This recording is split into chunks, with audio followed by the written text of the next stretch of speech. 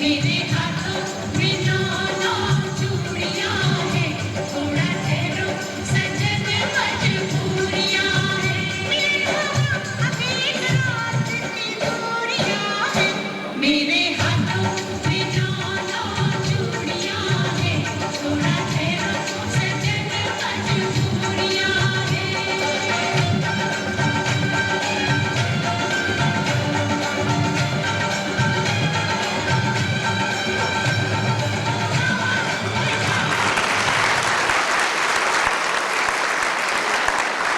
Thank you, Veena, for that wonderful dance. I have a long speech to make, but I know you are all hungry, so I won't come in between you. What I would do, ask you to go. There are four rows, and I'll call out the tables, and you could go for the wonderful food prepared by All India Foods. Table number 55, 54, table 1, and table 4. Please go now.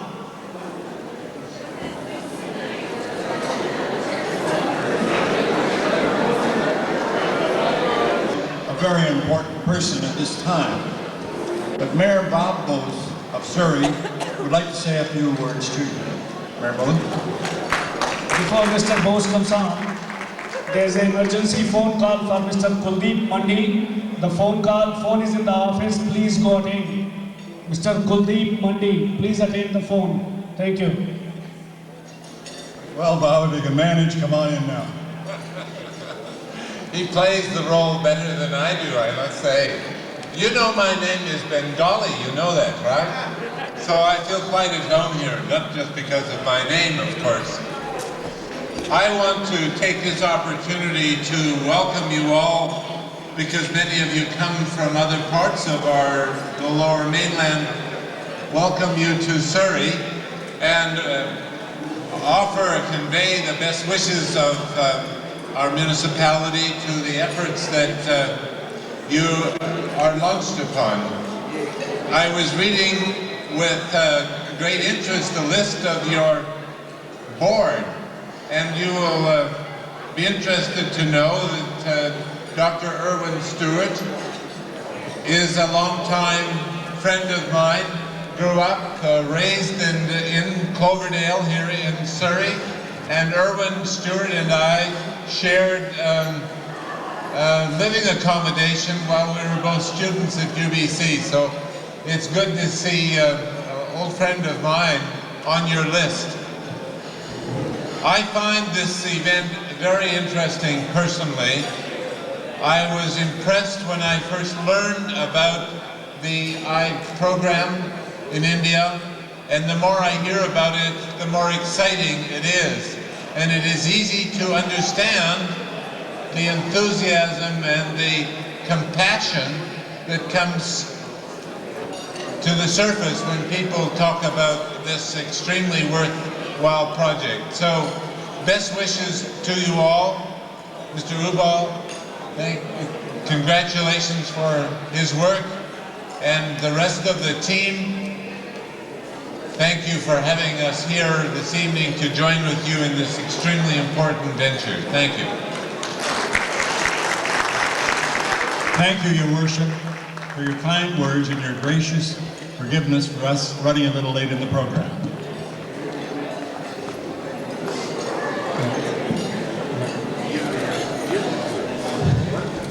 Tables 17, 18, 37, and 38. Another part of our entertainment, not only giving of themselves, but now out of their monies. That's really wonderful, and we really appreciate that.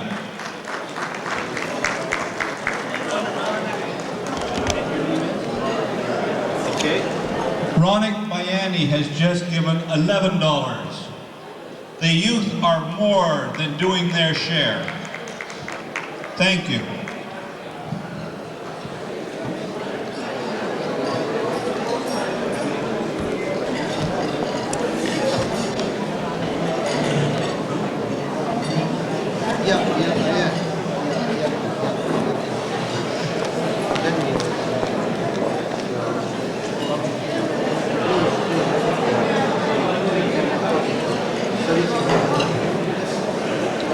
I've got the best surprise for all you people that are not of the Indian community. I have been going to the many temples, in particular, the Surrey Sikh temple gave $1,000. And I was the speaker, the guest speaker that talked them out of that. The Khalsa Dewan Society gave us $1,250. Again, that's down on Marine Drive, and I was accepted and people supported us. The Akali Sikh Temple gave us $2,000. And I've got to tell you, it's a wonderful thing for a person of a totally different cultural background to be so warmly accepted and then to be supported financially like that. The world is very small. The Canadian Ramgarhia Society, $650. These are wonderful gifts, and we certainly appreciate them. Yes, there are some more announcements here. Kamaljeet K. Lahal, the lawyer, our famous lawyer in my community. Would you please stand and be recognized, Kamaljeet? Can we see you? Donating $101. Thank you very much. And I got few more names. Daljit Mota Singh Jita, he is the past president of Khalsa Diwan Society, and he is well known in our community, and his services are great to the nation and to our Indo-Canadian community. Has donated Put table 21, 22, $50. 33 and 34. And Daljit S. Atwal, $25. Daljit S. Atwal and Saranjit Atwal. Raj and Ranbir Sarai, Mr. Mohan Singh Sarai's son, $51. Rajinder S. Bhaiya, $20. Gopal S. Buller, $100. Would you please stand if you are in the congregation here somewhere and wave your hand? Sarjeet S. Sandhu, $100. Would you please wave your hand, identify yourself if you can be seen? Avtar S. Sira, he is really given $151 and very dedicated in the community. Is Avtar Sira there, please? Can you raise your hand?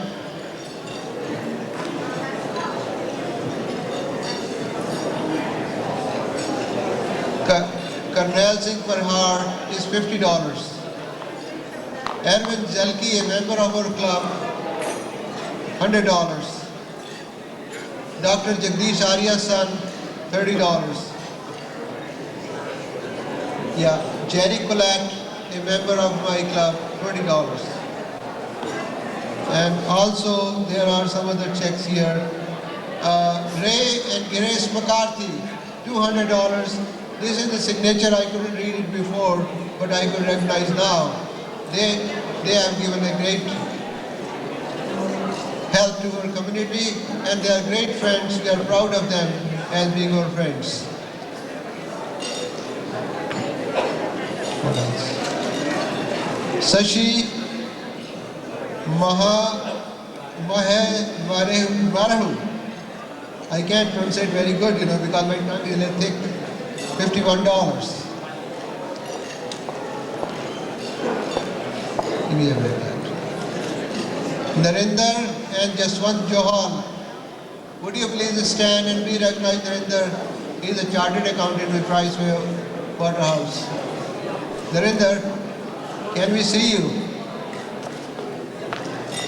He is standing up in the line and waving while he is having his food. Thank you very much.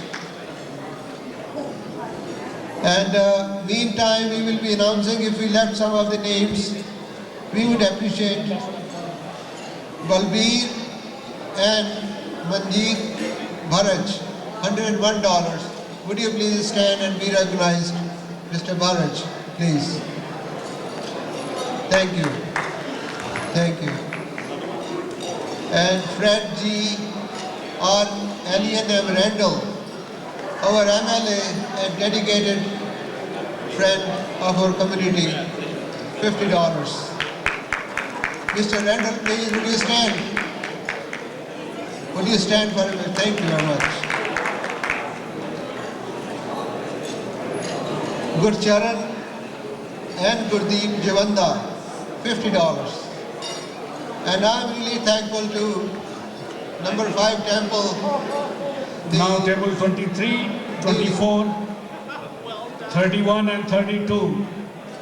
The pledge given by the richest temple, Mr. Gosal. Mr. Gosal, please. The pledge given by your temple is not very appropriate, you know. It just hurts me, you know. I like to have at least $5,000 from your temple, and I would. I can assure you, give a big hand. Would you please stand? He alone can write a $5,000 check. Thank you. Once again, I'll call upon table 23, 24, 31 and 32. If they haven't gone, please go for the food.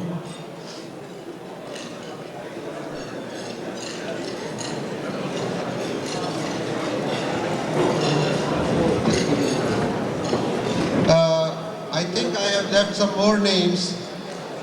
Mr. and Mrs. Ray McCarthy, yeah, I just announced it. Susan Hamill and John Pollard, $50. And Surjit Singh Hunjan, $100. Would you please stand? And Mr. Jagjit Singh Kalsi,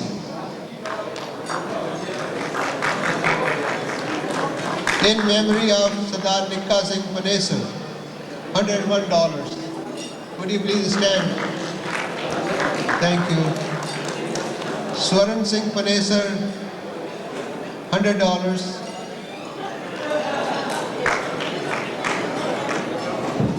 Jagjit Singh Kalsi, $40.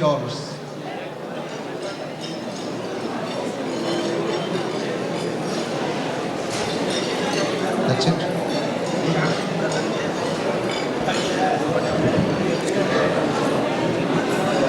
For you people that are out there on behalf of our Rotary Club picking up pledges and trying to talk people out of the monies on the stage for our support, don't forget the ladies have wonderful purses that have all kinds of hidden secrets in them, and a $20 just might pop out. So for those of you that are out there helping us, don't forget. And thank you, all you ladies, for supporting all the men in the room. Table 25. $50 from Avtar Sierra, $15 from Inderjit Soli, and $51 from Mayor Bose. Thank you. Table 29 and table 30. And everybody else who has not gone yet for the food, please proceed.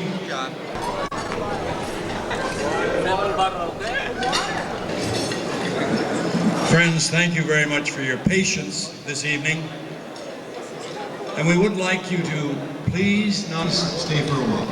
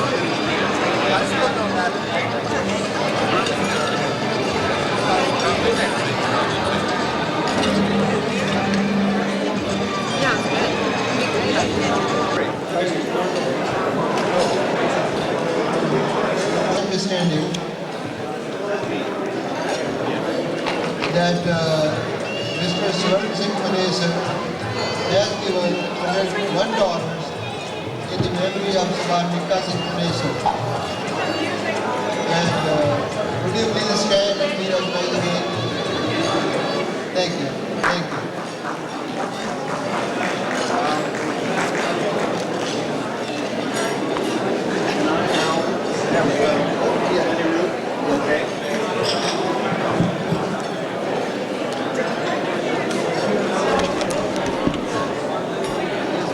And now, friends, while you're enjoying your dinner, I would like to bring to you a little entertainment. And this is in the person of Annie Rood of radio station Rimzin. And he's going to deliver to you Mama. Annie Rood.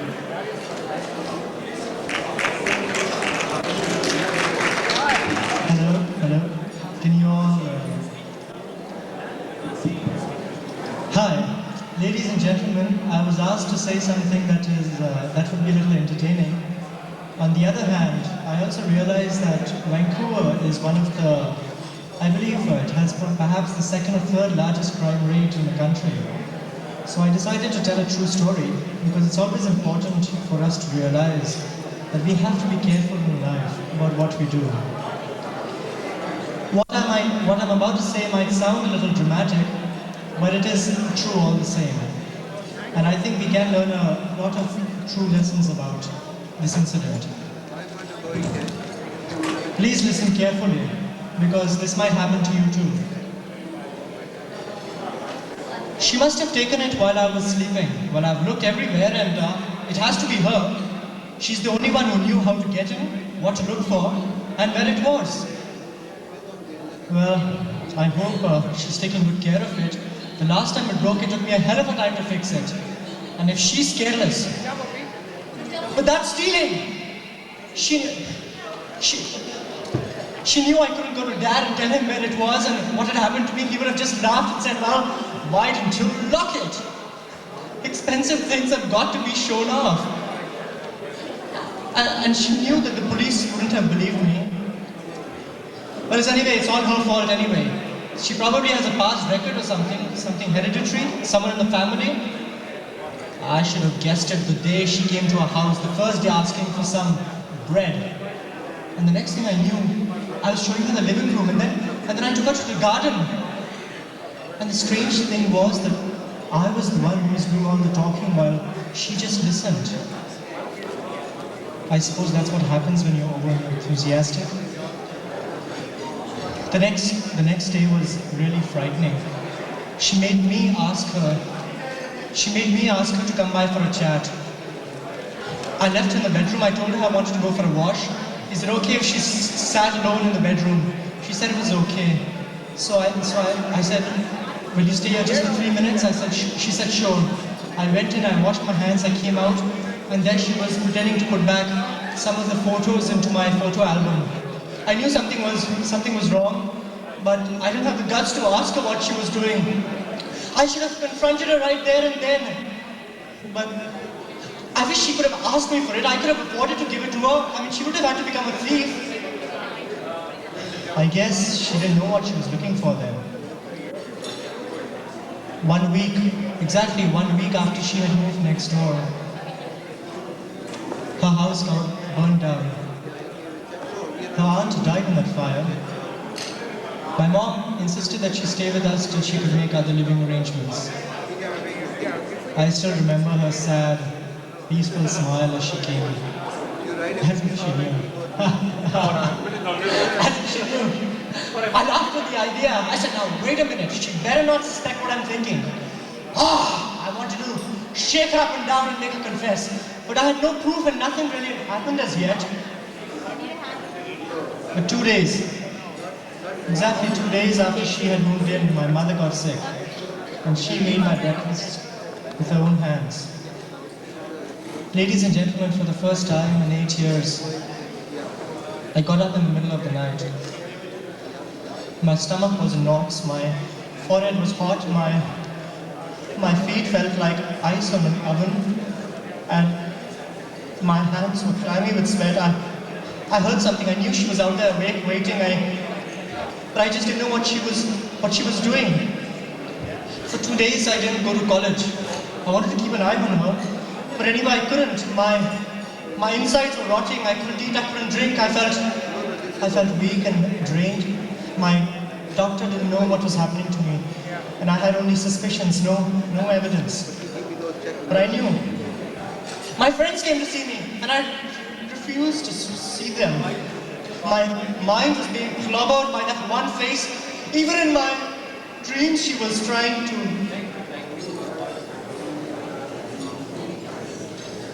That evening, she came to my room.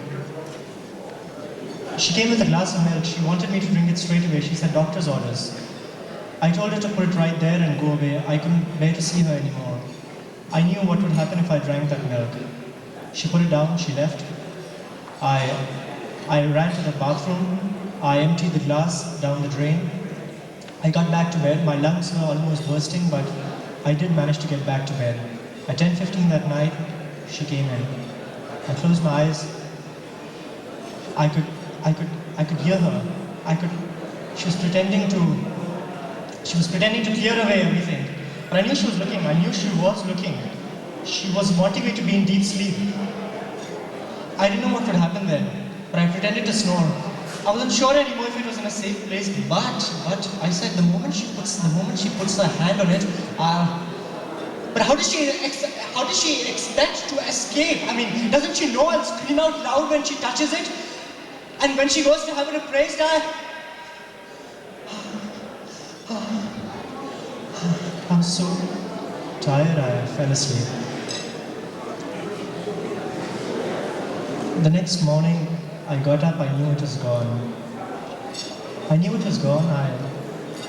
I felt empty, defeated, but relieved that the suspense was over. But I was damn well angry. I ran to her room.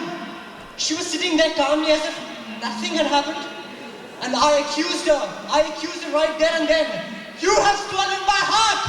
तुमने मेरा दिल चुराया है! And she pretended as if nothing had happened. I saw the guilt in her eyes. She blushed. But the truth was out, so I left it at that. And I came away. That was actually this afternoon, exactly 4 hours ago. I am waiting for her to come and confess. I don't expect her to apologize. That's okay. I just hope that now that she has taken it, she decides to keep it and maybe give me hers in return. I mean, that's only fair. I'm going to go and see where she is. You never know, she might just run away with it. Thank you. Thank you very much, Andrew.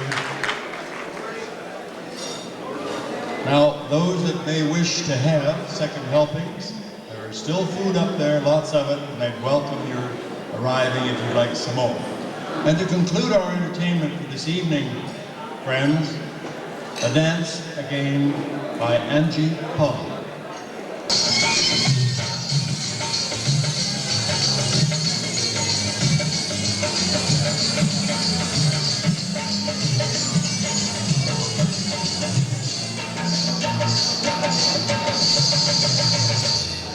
सुन ले ये सारा ज़माना किया प्यार तो क्या शर्माना दिल कहता है मेरा आज मैं नाचूंगी दिल कहता है मेरा